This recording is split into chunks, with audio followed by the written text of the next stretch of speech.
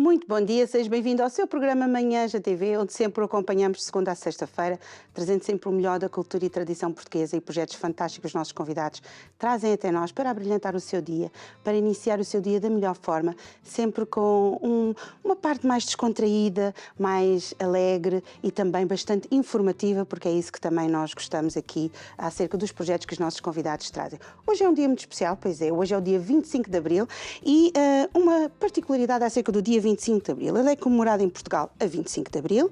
Nesta data também é conhecida como a Revolução dos Cravos, relembrando o evento da história de Portugal, ocorrido a 25 de Abril de 1974, resultante de um movimento político e social que depois, ou melhor, fez cair o regime ditatorial do Estado Novo que estava presente no país desde 1933. Este acontecimento deu então início a um processo de implantação de um regime democrático e de uma nova Constituição a 25 de abril de 1976, marcada por forte orientação socialista. É um dia importante para todos nós e é um dia que nós queremos comemorá-lo consigo e para isso hoje nós vamos estar à conversa com o Dr. Afonso Teixeira da Mota. Ele é presidente da SAL, da Associação de Defesa da Liberdade. Nós vamos conhecer esta associação, tudo o que ela defende e nós voltamos já.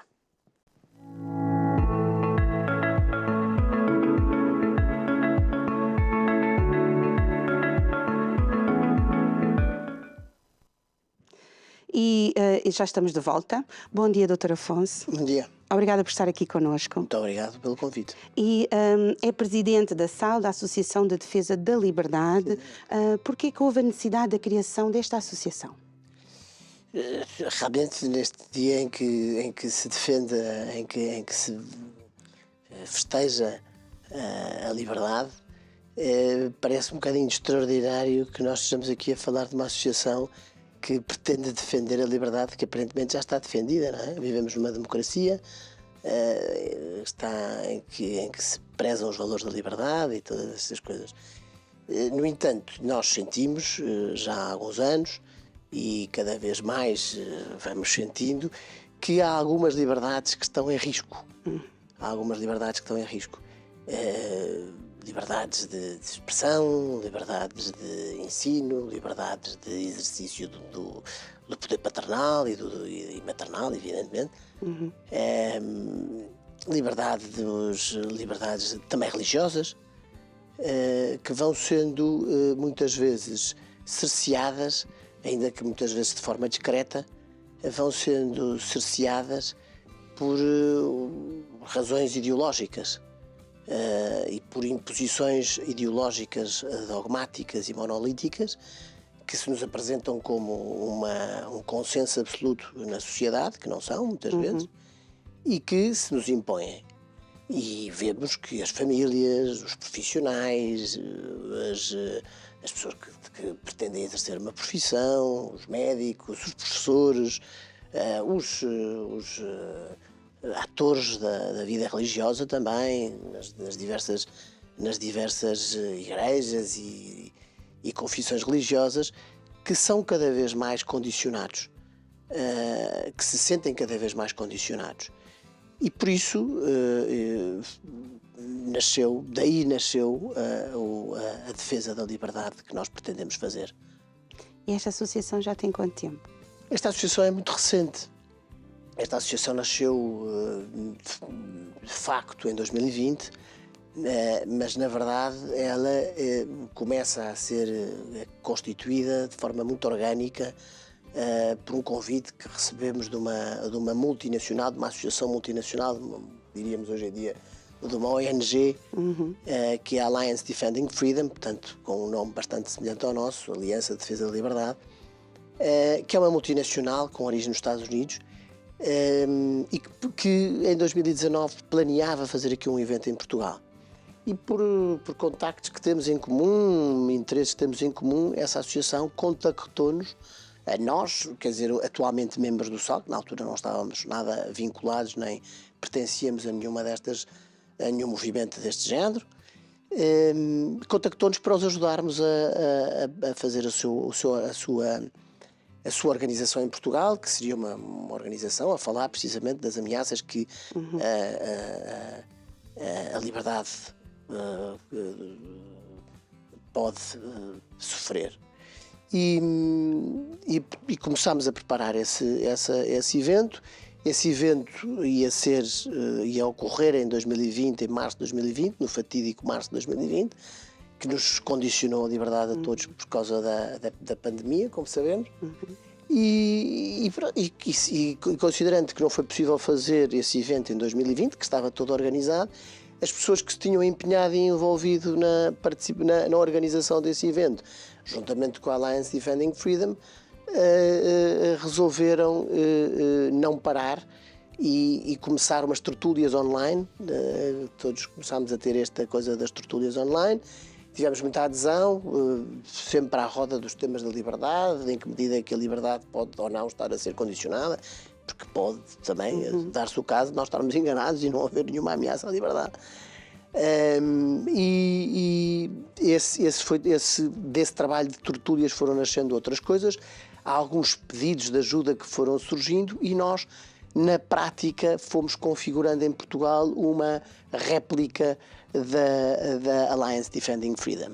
E fizemos aqui uma associação que tem, basicamente, como lhe dizia, o propósito de, em toda a medida do possível e com as limitações dos nossos meios, defender a liberdade sempre que ela esteja ameaçada, ilegitimamente, por razões ideológicas. Quando nós falamos de um Estado democrático, não é? A liberdade deveria ser um direito para todos, não é? Claro. Mas impormos a nossa vontade ao outro, não é? Claro. Não é de forma nenhuma o mais correto. Não, quer dizer, vai ver, concordo consigo, absoluto. Um Estado deve garantir, na medida do possível, a liberdade de toda a gente. E essa liberdade é uma liberdade que está sempre condicionada, aparentemente, pelo menos conceptualmente, este conceito de uma liberdade. Entendemos que a liberdade não é a vontade, não é o direito que temos de fazer o que nos der na gana, desculpe o prosaísmo, mas nos der a vontade, não é? Não é isso. Não é isso que é a vontade. Que é a liberdade. Todos sabemos, não é? Todos no nosso dia a dia temos imensas restrições à liberdade que não achamos que são ilegítimas, não é? Desde os sinais de trânsito até às obrigações de nos apresentarmos em determinados sítios a determinadas horas, enfim, obrigações que todos temos. Certo. Mas a liberdade não é uma faculdade de fazermos aquilo que queremos a toda a hora e a todo momento, não é? Até porque isso seria uma degradação da nossa vontade. A liberdade tem que considerar a realidade, como as coisas são, não é? E por isso os sinais de trânsito têm essa função de ordenar o trânsito, considerando as coisas como elas são. Porque se andássemos todos desordenadamente, haveria imensos acidentes. E por isso nós entendemos que a liberdade é realmente esta faculdade de fazermos aquilo que devemos fazer. Isso é uma coisa que hoje em dia se diz pouco, não é? É uma coisa extraordinária, libertadora, muito libertadora, fazer aquilo que devemos fazer. Isso é que realmente nos liberta. E por isso, como diz, voltando ao seu comentário, sim, é verdade, o Estado deve garantir que todos podem fazer a todo momento aquilo que devem fazer. Os pais devem educar os filhos, os professores devem dar aulas, lecionar, os médicos devem poder tratar, os profissionais devem poder exercer as suas profissões, todas as coisas. E por isso essas condições são essenciais. E sim, numa democracia, pelo menos teoricamente, isso pode ser mais fácil. Isso é mais fácil. Uma democracia neste sentido em que é uma forma de governo em que todos participam. É mais fácil. Parece-me que sim, é mais fácil gerar consensos nesse sentido. E quais são os casos que a associação ajuda? Muito bem, então deixe-me explicar um bocadinho, deixe-me voltar atrás para enquadrar um bocadinho isto tudo. Porque realmente o que é que nos preocupa? É preciso pensar um bocadinho do que é que verdadeiramente nos preocupa. E o que é que nós temos, o que é que nós fomos verificando? Que ameaças são estas? Existem ameaças ou não existem ameaças? É verdade isto que nós pensamos, ou que os nossos associados, ou que as pessoas que nos procuram? Que ameaças são estas?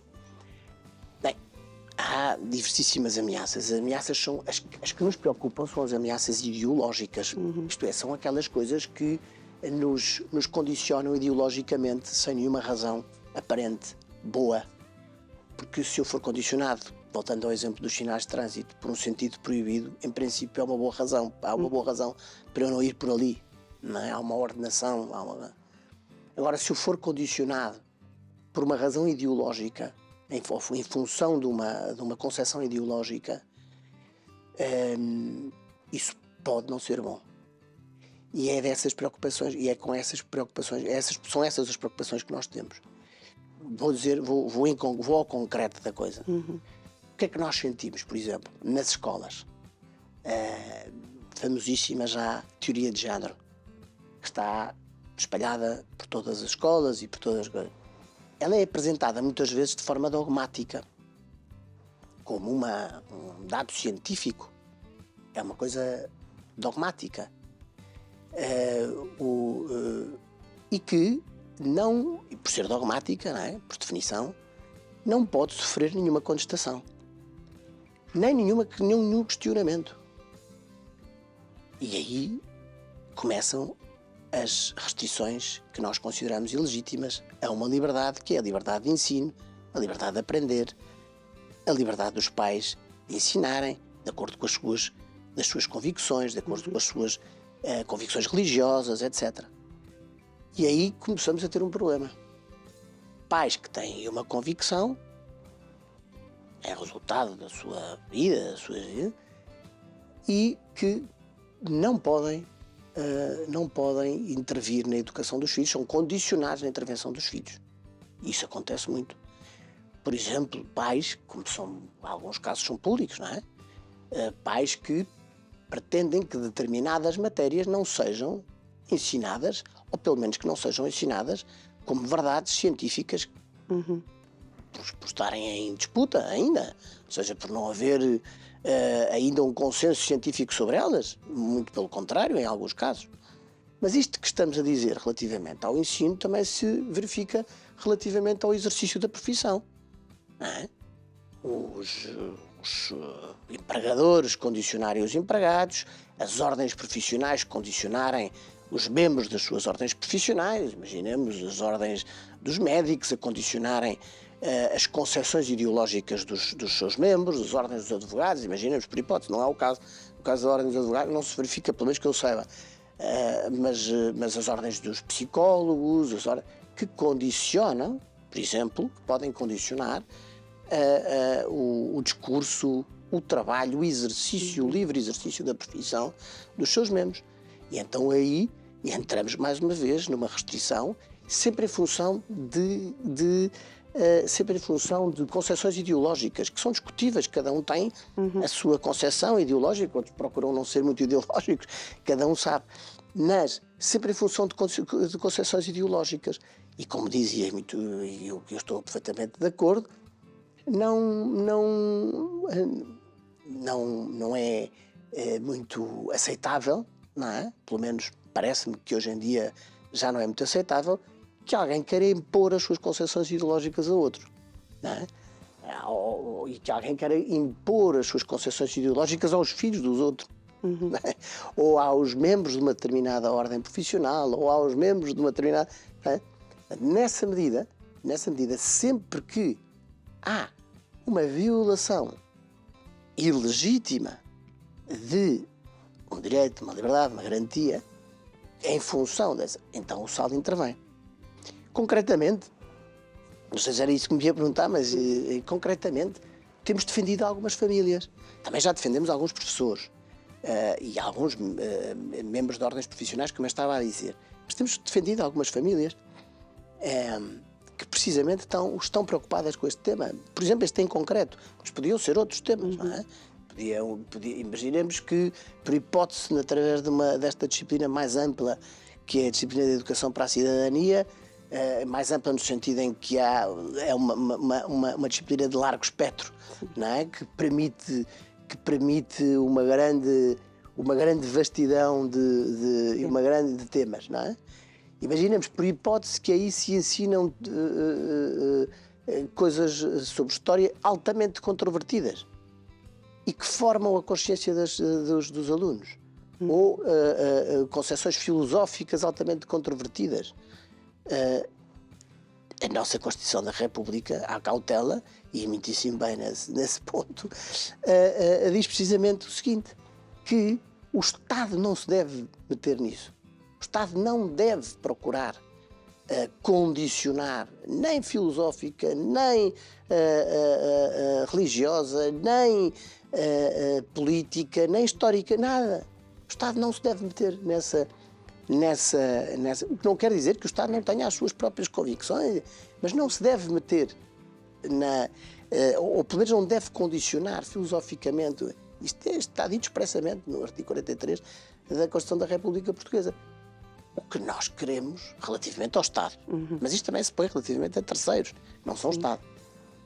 O que nós gostaríamos que acontecesse, e é por isso que defendemos as famílias, é que isso não aconteça. E, portanto, se uma família sente que há uma violação patente ou não de um determinado, por razões, lá está, filosóficas ou de convicções filosóficas, religiosas, etc., de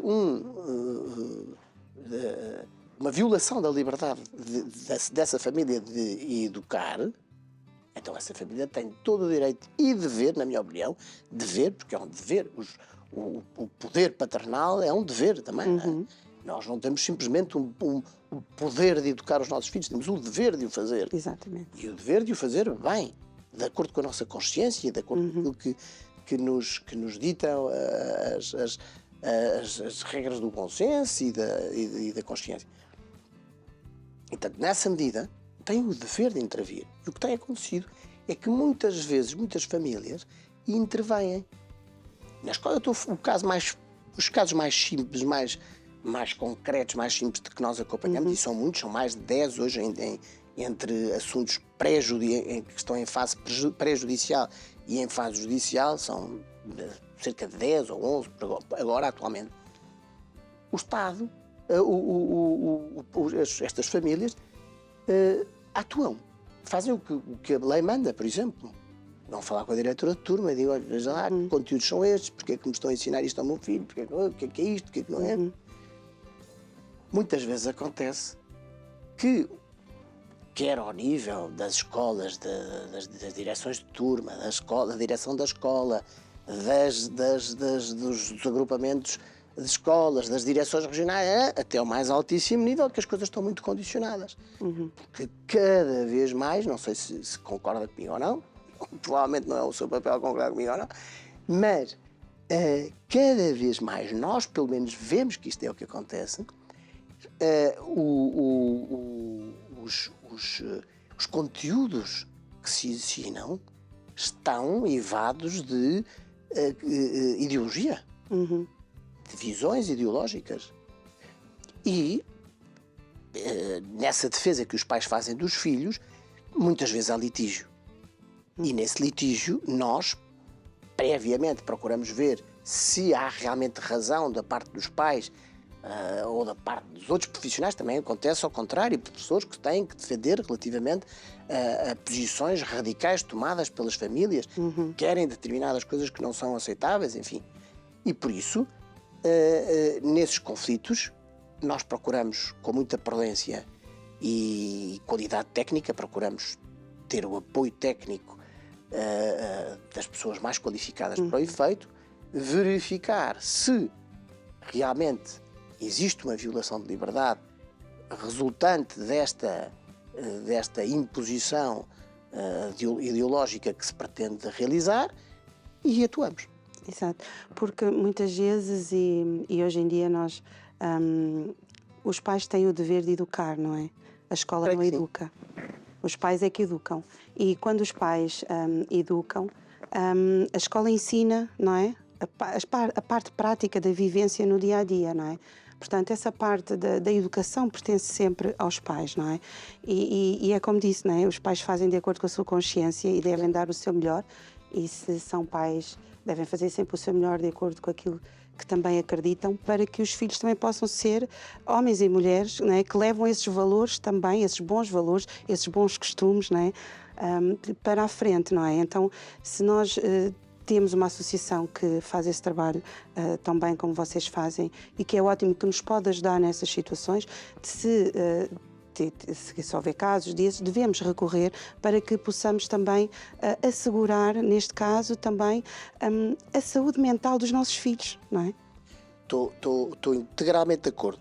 E é só acrescento um aspecto, que é, estou de acordo, os pais têm o dever. Os pais, neste caso concreto, estamos a falar da educação, não é? Podemos falar de outras coisas. Mas os pais têm esse dever. E nós, enquanto comunidade, acho eu, temos o dever de reagir. Porque outros, mais fracos, mais suscetíveis, mais vulneráveis, é esta a expressão que eu queria usar, serão vítimas deste dogmatismo e deste totalitarismo ideológico, mais tarde ou mais cedo. E por isso, nós temos um dever de ajudar também a comunidade a reagir contra as coisas que são injustas, acho eu. Não é? E por isso, nós devemos reagir não só pelos nossos filhos, claro que é a razão essencial, a causa mais próxima dessa nossa reação, mas também devemos, acho eu que este aspecto é interessante, não é? Ter também uma reação, porque não podemos ver a nossa comunidade a perder valores, a ceder a coisas arbitrárias que nos são apresentadas como científicas e que não são, ou que pelo menos são discutíveis, ou que muitas vezes já não são apresentadas como científicas, são simplesmente apresentadas como coisas que alguém entende que é o melhor para todos e que se tem que fazer. E à medida em que nós vamos avançando, vamos ficando cada vez mais longe de termos uma sociedade justa, uma comunidade que vive harmonicamente. E isso nós acho que vamos vendo politicamente. Isso é a única coisa relevante neste dia do 25 de Abril. Não é? Nós vemos uma clivagem na nossa sociedade muito grande, que resulta também de estarmos cada vez mais separados uns dos outros. Sim. Não é? Porque realmente talvez não tenhamos reagido a tempo. Não sei. Espero que tenhamos a tempo mas sobretudo que não tenhamos reagido, por exemplo, para defender a nossa história, para defender as nossas convicções sobre o nosso país, sobre as nossas... Talvez não, nos tínhamos calado. Em muitas circunstâncias, não sei. É uma opinião. E é necessário nós reagirmos, não é?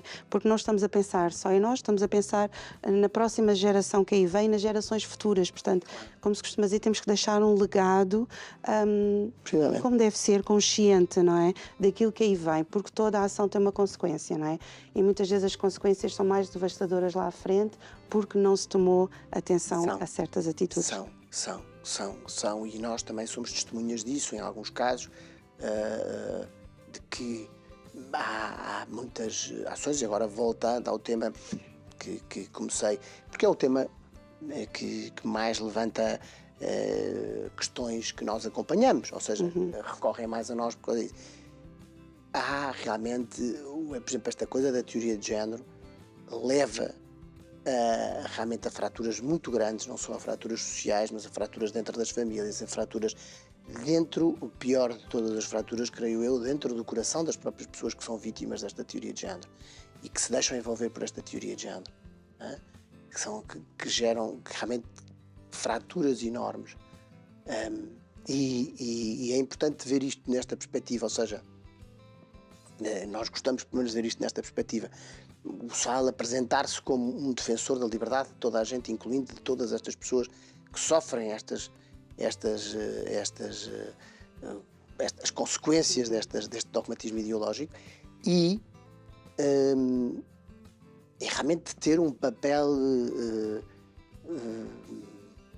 eu diria, bondoso, ou seja, porque a liberdade não nos pode também servir para ofender e para agredir, para defender aquilo que defendemos com um verdadeiro amor pelo próximo, não é? Certo.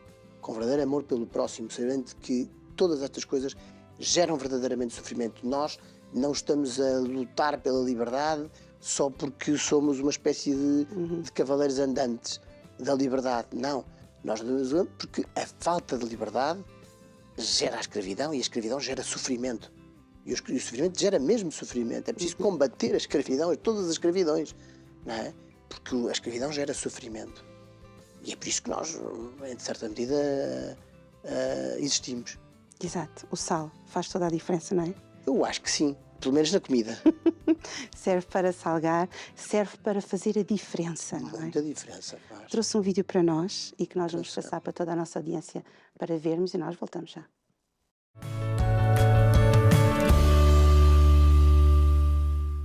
O sal foi procurado por uma família que estava muito preocupada com a sua filha, uma jovem, uma adolescente, que estava numa escola de ensino articulado no norte do país e, durante a permanência nessa escola, ela, que era uma miúda muito bem disposta, feliz, bem integrada socialmente e na sua família, começou a manifestar comportamentos mais estranhos. Andava mais em baixo, mais fugidia, os pais começaram a perceber-se que ela mentia, que não dizia com quem é que tinha estado, chegava mais tarde a casa, a participar muitas vezes em encontros também fora da escola, com colegas da escola e às vezes com a conivência dos professores, que viviam num ambiente de grande promiscuidade. Havia uma forte pressão para ela assumir uma identidade sexual com a qual não se identificava e ela, não se identificando nem pensando ser homossexual ou que se identificava como homossexual, foi pressionada de tal maneira que ela própria já assumia condutas homossexuais, porque depois, ela explicou-me também isso mais tarde, porque senão não era aceito na escola. Portanto, ela tinha que entrar na onda, porque senão sentia-se uma ave rara. E nesse momento em que os pais então decidiram que ela tinha que estudar em casa e que ela tinha que ter algum apoio, ela própria pediu acompanhamento psicológico, porque não estava bem. Nessa altura em que os pais tomaram essa decisão, houve algumas denúncias e apareceu um processo na Comissão de Proteção de Jovens em Perigo, portanto na CPCJ. Os pais foram chamados, como sendo eles a fonte do perigo que a filha estava a atravessar. Os pais foram acusados pelas técnicas da CPCJ de estarem a condicionar a liberdade da filha, de a fecharem em casa, de lhe tirarem as redes sociais, de não a deixarem estar com os amigos, não a deixarem ser quem ela era, de não aceitarem a orientação sexual dela. Portanto, os pais de repente foram confrontados com inúmeras acusações que ficaram de boca aberta, porque eles apenas queriam proteger a filha. Quando os pais foram confrontados com essa acusação da CPCJ e da hipótese de uma intervenção da CPCJ junto da família, aí os pais recusaram a intervenção da Comissão. Quando a CPCJ entende que tem que haver uma intervenção e não tem a concordância dos pais, então remete o processo para o tribunal, que foi o que acabou por acontecer. E nesse momento os pais souberam do SAL e recorreram ao SAL, que na altura o que providenciou foi o patrocínio jurídico, portanto, procurando advogados que pudessem patrocinar estes pais. Este processo era todo um equívoco e um perigoso equívoco, porque se havia aqui algum perigo e alguma situação que estava a pôr esta jovem em perigo na sua formação moral, na sua segurança e na proteção da sua personalidade e da sua individualidade, quem a estava aqui a pôr em perigo seria a escola e o ambiente em que ela estava e a interferência que o Estado, através também da CPCJ, estava a ter na vida dela e nunca os pais. Os pais atuaram no sentido de a querer proteger. Os pais apenas a afastaram dos perigos e daquilo que a estava a fazer sofrer. E o SAL, nesse sentido, ajudou a preparar uma contestação a este processo, quando o processo chegou ao tribunal. Eu penso que o SAL é uma ajuda muito grande para estas famílias, no sentido de as poder esclarecer e de as poder ajudar e dar-lhes força quando se sentem limitadas ou atingidas neste seu direito, neste seu poder-dever de educar os filhos de acordo com os princípios constitucionais, em que quem educa os filhos são os pais, de acordo com os seus princípios de cada família tem os seus princípios, as suas tradições, os seus valores, e cada família deve ser livre de educar os seus filhos. Este processo já acabou, felizmente foi arquivado, era o que nós pretendíamos e que era o que os pais pretendiam, e nesse sentido estes pais sentiram-se com certeza muito mais apoiados, também tiveram conhecimento de casos semelhantes em que o SAL já tinha ajudado outras famílias, e isso também penso que foi um motivo para que pudessem ficar mais descansados, pelo menos de que a sua situação, alguém os compreendia e que a sua situação tinha uma solução.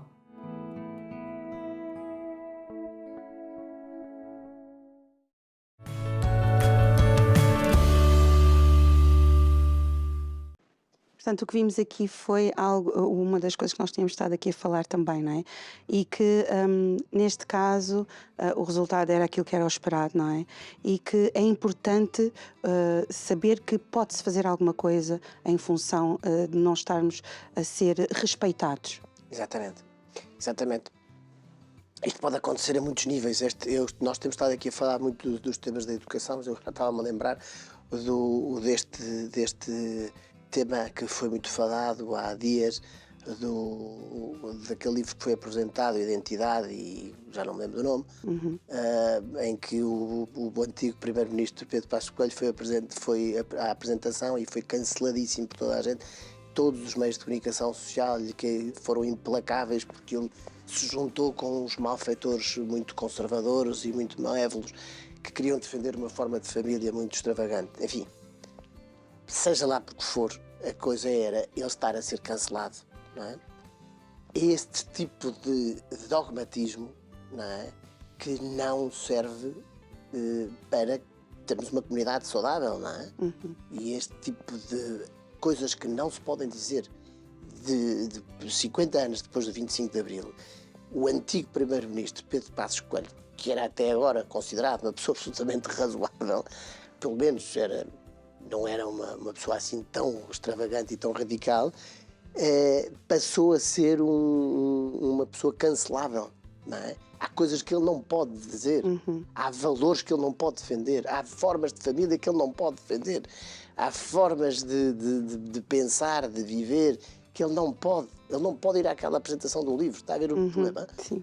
É este tipo de problema. Imagina agora que isto teria gerado, mas isto gera muitos outros problemas a seguir. Isto é que estamos a falar de uma pessoa, de uma personalidade relevantíssima que foi chefe do governo português durante 4 anos. Não é? Se cancelam uma pessoa que foi chefe do Estado português, chefe do governo português durante 4 anos, quanto mais não cancelam crianças em escolas, estagiários, médicos. Claro que se cancela toda a gente. Portanto, que gera-se um ambiente de medo, como esta rapariga que o vídeo passava, que esta advogada estava a explicar, que sentia medo a certa altura de reagir à circunstância em que estava envolvida. Não é? E por isso, quer dizer, isto é que é fraturante. Não é? Isto é que é verdadeiramente fraturante. E sim, é preciso reagir.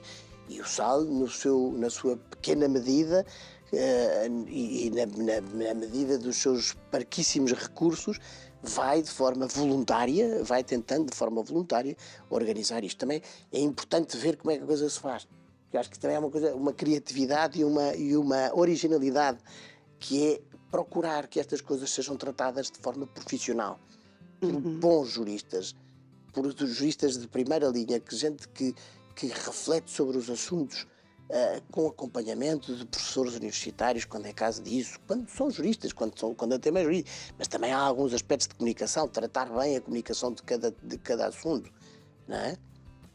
E nisso o SAL tem procurado, na medida das nossas limitações, tem procurado, como eu estava a dizer, tem procurado ser excelente, ser exemplar na forma como se apresenta, ser exemplar na forma como se dirige às outras pessoas e como se dirige aos tribunais e tudo isso. E, portanto, isso é uma coisa que também nos enche de honra. Quando nós falamos nestes casos, quando a liberdade da pessoa é retirada, não é?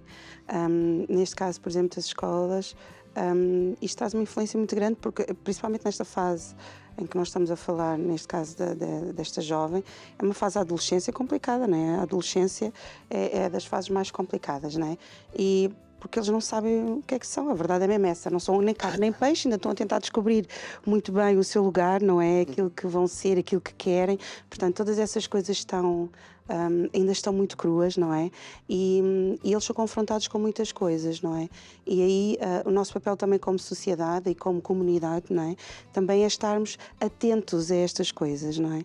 E termos a percepção que a situação do outro é importante para mim também. Claro. Porque nós não vivemos sozinhos, não é? Maravilha, claro. Porque muitas vezes as famílias às vezes podem se sentir um pouco desapoiadas, não é? Mas se estiverem numa comunidade onde há pessoas que se interessam, onde há associações como a SAL que podem ajudar nisto para que isto não tenha outras repercussões mais para a frente, não é? Porque esta fase da adolescência é muito bonita, mas os adolescentes não estão preparados para pensar nas consequências. Não, e depois têm consequências muito graves e há outra coisa que é: quem é que são os que sofrem mais com isso? São os mais vulneráveis. E quem é que são os mais vulneráveis? São os que têm uma família mais estruturada muitas vezes. E por isso, ou que têm menos apoio na família, ou que têm, ou cuja família, por razões mais variadas, tem menos formação, tem menos capacidade de se defender destas coisas. E por isso, muitas vezes, estas maldades ideológicas, eu chamo-lhe maldades, porque é certa situação, mas estas coisas que acontecem realmente têm como vítimas realmente os mais vulneráveis. Não só, como estava a dizer, por causa da idade, de todos os aspectos, mas têm realmente os mais vulneráveis também socialmente. Não só fisicamente, porque são os mais vulneráveis fisicamente. Rapazes e raparigas de 12, 13 anos, como neste caso, são... mas aqueles que têm, aqueles que parece que isto é uma evidência empírica, não é? Aqueles que têm mais apoio em casa, que têm uma família mais estável, conseguem passar por isso tudo como nós passámos, a certa altura da nossa vida, passar com isso tudo com mais tranquilidade, não é? Os que não têm isso são muito mais suscetíveis a todo o tipo de sugestão cultural, de moda, etc. E depois sofrem muitíssimo. Há muitas crianças a sofrer muito mesmo. Nestes casos de que estamos a falar, de casos de muito sofrimento. E também, não é só neste caso das famílias também, não é? Mas também em outras profissões também, em que a SAL também ajuda, não é? Outros profissionais, por exemplo. Claro que sim. Nós ajudamos, mas, por exemplo, vou-lhe dar exemplos concretos. Professores que são agredidos também em redes sociais e por meios, e também judicialmente, por dizerem coisas de senso comum, não é? São agredidos, muitas vezes, professores. Ou professores que se veem confrontados com famílias que querem impor também a sua... Isto é uma coisa que tem vários aspectos, não é? E vários contendores, não é? Disto tudo. Gera muita confusão. Estas coisas geram confusão. É uma das coisas que a gente aprende. Os professores, médicos, psicólogos, psiquiatras que estão a dar as suas consultas e que também são agredidos ou por ordens profissionais, etc. Portanto, não é só alunos. Portanto, acaba por ser toda a forma de liberdade que é retirada, não é? De alguma forma podemos ajudar a combater para que isso também parte de cada um de nós, não é? Nós tentarmos ser o melhor que nós temos. Só temos uma vida, portanto, temos que dar o nosso melhor, sermos o melhor que pudermos, para podermos deixar também uma geração estruturada para a frente, para que eles possam também tomar as decisões certas e terem sucesso nas coisas que fazem, não é? Porque acho que esse é o maior desejo, de qualquer pessoa com bom senso, não é? Que é que as coisas corram bem, não é? Chatices nós já temos muitas, não é? A vida não é fácil para ninguém, mas podemos sempre melhorar e não precisamos acrescentar coisas que às vezes não há necessidade de lá ter, não é? E daí a importância das nossas famílias serem cada vez mais estruturadas para que, com bons alicerces, para que possamos também ajudar os nossos filhos, os filhos das pessoas que estão à nossa volta e podermos ser cada vez melhores. Porque é isso que nós temos, só nos temos uns aos outros, portanto temos que ser cada vez melhores. E nós vamos ver um vídeo e voltamos já.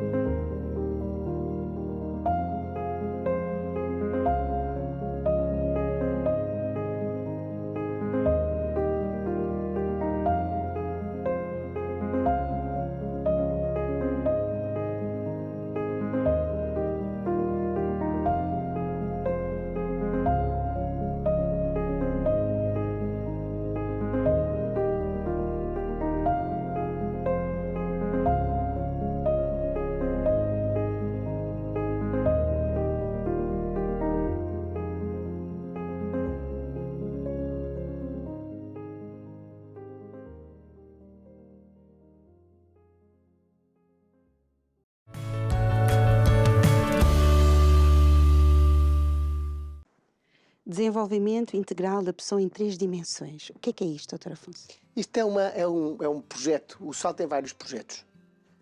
O SAL tem vários projetos. Os mais evidentes foi aqueles que tivemos aqui a falar há mais tempo, que são a defesa direta das pessoas que se socorrem do SAL, não é?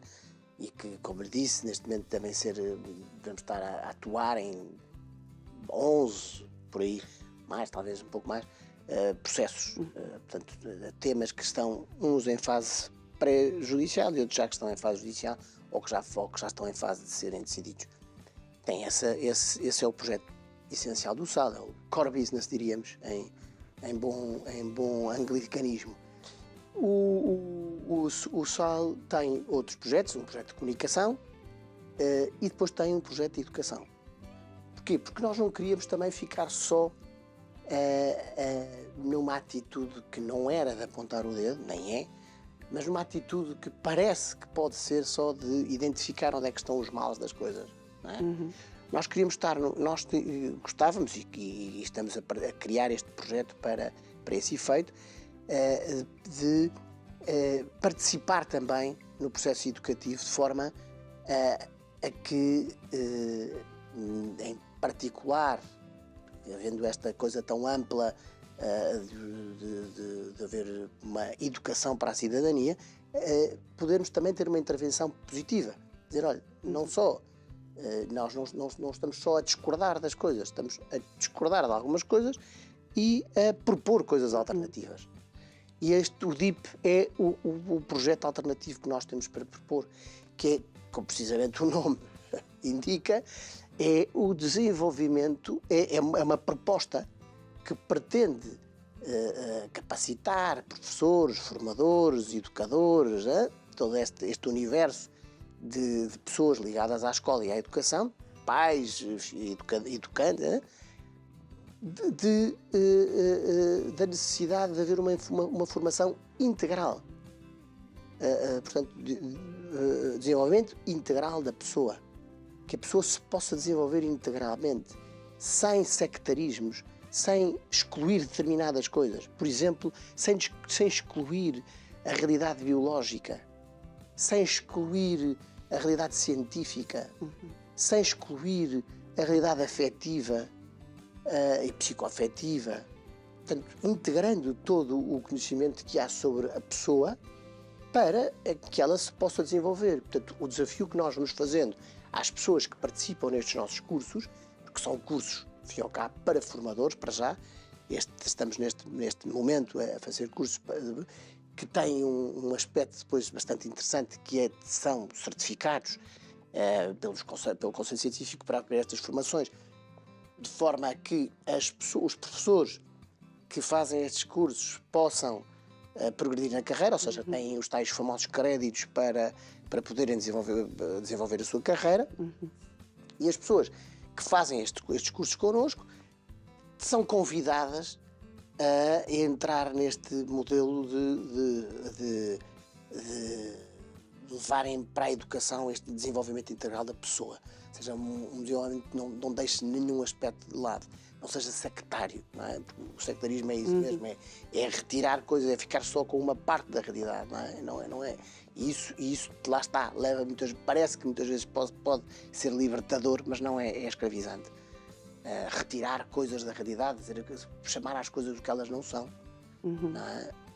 Tendencialmente é escravizante e, como estava a dizer, eu concordo absolutamente, tem consequências no futuro. E por isso esta é a nossa proposta. É uma proposta que temos a grande honra de ter associados a nós outras organizações de prestígio que estão connosco, que nos ajudam, que nos apoiam, que nos financiam também e que ainda está a dar os primeiros passos, está numa fase muito embrionária, mas que já está bastante desenvolvida. Tudo isto assenta também nos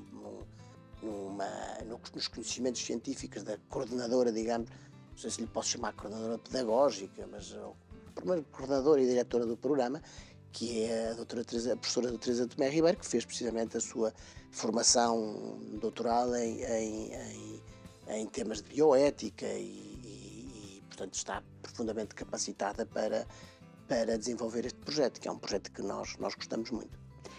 Como é que tem sido a adesão? Ainda está numa fase embrionária, mas como é que está a ser? A este projeto ou ao SAL? Ao SAL tem sido muitíssimo boa, muito surpreendente para nós. Sobretudo que não tínhamos, eu particularmente, não tinha nenhuma, eu sou um advogado, como disse ao princípio, e não tinha nenhuma relação com este tipo de atividade social, não é? Eu nunca estive envolvido em nenhuma associação, nem nunca estive envolvido em nenhuma atividade social deste género. E estou surpreendido com a adesão que estas coisas têm. Relativamente ao DIP3 também pelo menos a mim surpreende-me. Tem havido muita adesão, uma adesão cada vez, uma adesão crescente. Os cursos são diferentes, há uns cursos que são mais longos, outros mais curtos, uns têm especificidades, algumas especificidades, mas tem sido uma adesão extraordinária, alinhada com as nossas melhores expectativas, pelo menos. Portanto, tem sido bom. Nos outros projetos do SAL, que também são interessantes, também gostávamos, e estamos a trabalhar para isso, mas não temos muito mais, porque somos todos voluntários, não é? Temos uma profissionalização ainda muito incipiente. Nos outros projetos, gostávamos muito de desenvolver um projeto que estamos a tentar, o que se chama vulgarmente o advocacy, ou seja, de tentar ter alguma influência junto das pessoas que têm de tomar decisões. Não é uma influência para os manipular, mas uma influência para os informar. Chegamos muitas vezes à conclusão de que os deputados, os órgãos que têm que tomar decisões, muitas vezes estão mal informados. Ou estão informados, lá está, de forma mais ou menos sectária, pouco clara, com poucos dados. E por isso, na medida em que nós pudermos contribuir para isso, também é um projeto que nós estimamos muito nesta nossa associação. Doutor Afonso, faz a diferença na vida das pessoas com esta associação, com estes projetos? Como é que é para si saber que tudo isto que está a fazer está a ajudar as pessoas? Olha, eu não é por falsa modéstia, mas eu acho que o SAL tem realmente gente qualificadíssima. Como eu digo, alguns deles são bastante salgados e por isso eles fazem realmente a diferença em alguns casos. No meu caso, eu fico absolutamente espantado porque vejo realmente como posso ser um instrumento nas mãos de Deus para fazer alguma coisa, e nessa medida fico agradecido a Deus por ser um grão de sal que é um instrumento. Eu sou literalmente um instrumento, não tenho nenhum mérito próprio, não tenho nenhuma tudo o que aconteceu desde o princípio desta história até agora são realmente graças que Deus nos concede. São acontecimentos que ultrapassam largamente as nossas expectativas, acho eu. E nessa medida não me sinto com nenhum mérito. Sinto-me contente por, de alguma forma, ser um instrumento. Isso, fico contente. As pessoas que trabalham consigo, os profissionais que também são voluntários que trabalham consigo, como é que eles se sentem fazendo parte destes projetos? Sentem-se muito contentes também, acho eu. A maior parte sente-se muito contente. Muitas vezes temos alguns momentos de tristeza quando vemos tantas coisas tão adversas, mas não temos momentos de desânimo. Acho eu, ainda não houve momentos de desânimo. Sentem-se cansados algumas vezes, porque isto é um trabalho que é feito muitas vezes com custo para a nossa vida, mas em geral sinto que estamos todos muito contentes. E acho que estamos todos muito contentes nesta mesma perspectiva. O SAL não é propriamente confessional, embora assumamos que alguns de nós somos religiosos. Eu sou sou um católico e por isso e assumimos isso. Mas que senão para isso não teríamos o SAL, não é? Que tem que assumir aquilo que é sem restrições, não é? Não podemos ser cancelados. Liberdade religiosa é outra liberdade. Nós não falamos de liberdade religiosa, mas ela é muito atacada. E nessa medida, eu acho que todos se sentem, como eu, instrumentos, trabalhadores da vinha do Senhor. E este é um projeto que existe desde 2020, não é? Esta associação espetacular. O que é que espera daqui a uns anos da SAL? Não faça mais pequena ideia, porque realmente tem sido tudo providencial. A coisa boa do SAL é que, como lhe contei ao princípio, é que o SAL nasceu de forma muito orgânica. Ninguém estava à espera de fazer parte do SAL, não foi planeado. Não nos reunimos um dia e dissemos porque é que não fazemos uma associação com este e aquele propósito. Não foi isso que aconteceu. Foram acontecendo coisas que nos levaram à constituição desta associação. Estou convencido que isso vai ser sempre a história do SAL. Estar aqui hoje é totalmente inesperado para mim. Totalmente inesperado. E acho que a história do SAL vai ser sempre inesperada. Nós não sabemos muito bem o que é que vai acontecer. E realmente estamos nas mãos de Deus, para todos os efeitos. Mesmo os que não acreditam em Deus estão nas mãos de Deus. É verdade. E por isso vamos andando. Agora, gostava que o SAL não fosse necessário. Esse era o propósito ideal do SAL, é morrer. Não é? É desfazer-se na comida, é morrer. E, portanto, o nosso propósito ideal é desaparecer, é morrer. É que estes temas fiquem arrumados e que toda a comunidade viva livremente sem estes apertos e sem estas condicionantes. De que forma é que as pessoas podem ajudar a associação? De imensas formas. Desde logo, a forma mais importante de ajudar a associação é que todas as pessoas que se sentirem agredidas e condicionadas, ou que sentirem que os seus filhos, ou que na sua profissão, que nos contactem. Essa é a forma mais importante. O SAL o que faz é reunir meios financeiros para contratar profissionais, que não somos nós. Eu não trato de ações do SAL, nem ninguém que trabalha comigo. Nós contratamos profissionais. Se há um tema de direito penal, será de direito penal, o que for, ou de comunicação, ou disto ou do outro. Nós contratamos profissionais. E, por isso, uma forma utilíssima é sermos contactados por essas pessoas que se sentem, muitas vezes estão, caramba, isto não tem solução, a escola não me respeita, nunca vão querer ouvir-me, eu sou uma ave rara neste mundo. Não, não és. Anda para a frente. Contacta-nos. Essa é uma forma. Outra é de nos apoiarem financeiramente, e para isso a melhor maneira é irem ao nosso site, verem os nossos vídeos, verem as nossas coisas e se gostarem de inscreverem-se na associação, participarem de todas as maneiras nas nossas formações, nas nossas organizações. Doutor Afonso, foi um prazer conhecê-lo. Muito obrigado. Conhecer a associação. Muito obrigado. E espero que venha mais vezes para conversar connosco. Com certeza que virei. Muito obrigado. Muito obrigada. Muito obrigado pela vossa simpatia.